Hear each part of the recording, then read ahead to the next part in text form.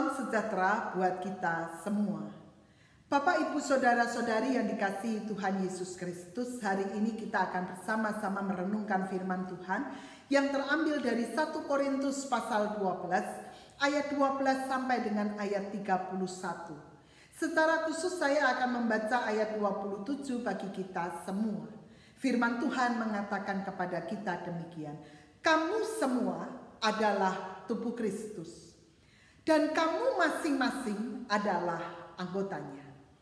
Saudara-saudara yang dikasihi Tuhan Yesus Kristus, ada sebuah cerita yang sangat menarik dari sebuah paut kecil yang bersama-sama dengan ribuan paut yang seukuran dengannya dipasang untuk menahan lempengan-lempengan baja pada sebuah lambung kapal besar.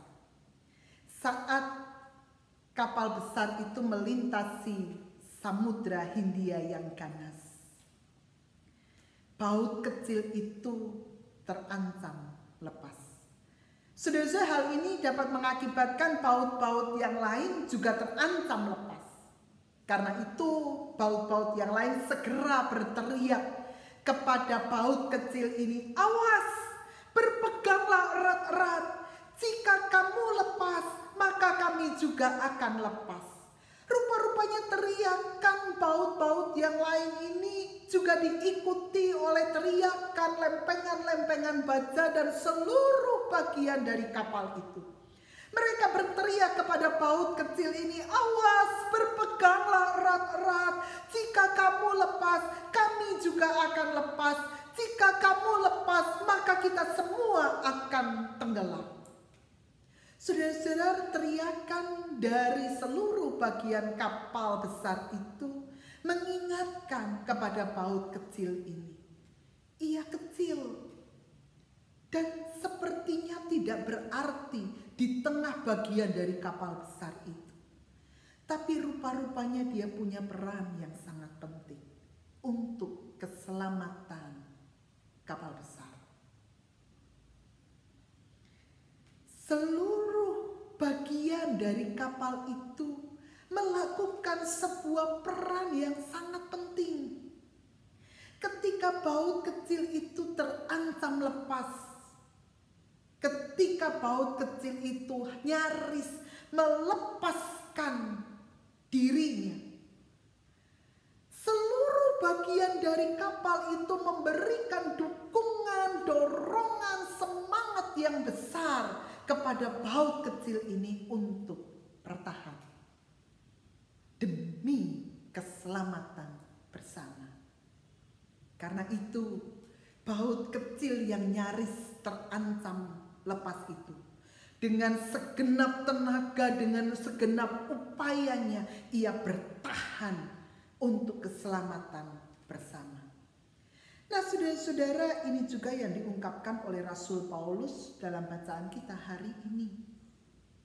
Melalui gambaran banyak anggota, tapi satu tubuh, Rasul Paulus dengan sangat jelas mengatakan kepada kita bahwa kita tidak dapat hidup sendiri. Kita tidak dapat mengatakan, aku tidak membutuhkan engkau. Rasul Paulus dengan sangat jelas mengatakan, mata tidak bisa berkata kepada tangan, aku tidak membutuhkan engkau. Kepala tidak bisa berkata kepada kaki, aku tidak membutuhkan engkau. Rasul Paulus mau mengatakan bahwa kita terhubung satu dengan yang lain. Kita membutuhkan orang lain. Bahkan Rasul Paulus dengan sangat jelas mengatakan, anggota tubuh yang paling kecil, yang sepertinya tidak berarti, yang sepertinya tidak elok, diberi penghormatan khusus. Kalau ada yang sakit, maka seluruh bagian akan terasa sakit. Kalau ada yang bersukacita, maka seluruh bagian tubuh akan bersukacita. Nah, saudara-saudara, melalui banyak anggota dan satu tubuh, Rasul Paulus mau mengingatkan kepada kita apa yang harus kita kerjakan. Bahwa kita perlu saling memperhatikan. Kita perlu saling mendukung satu dengan yang lain. Kita perlu saling menopang.